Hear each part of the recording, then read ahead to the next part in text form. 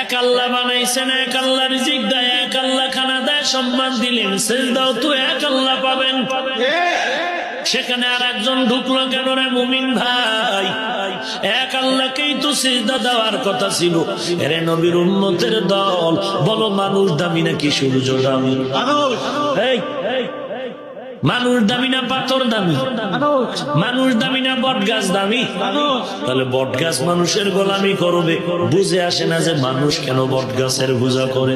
মানুষ দামি, পাথর দামি না, পাথর মানুষের পূজা করবে, গোলামি করবে, বুঝে আসে না যে মানুষ পাগলের মতো পাথরের সিজদা দেয় কেন।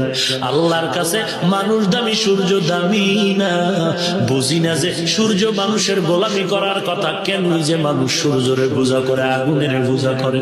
এরে নবীর উম্মতের দল, আল্লাহ তাআলা বলেন এত অন্যায় করেছো, আমি আল্লাহ তোরে তওবার পথে দাওয়াত দিলাম, আয় আয় তওবার পথে আয়, কান্না করে চোখের পানি ছেড়ে দিবি, আমি আল্লাহ তোরে পবিত্র বানায় দিব।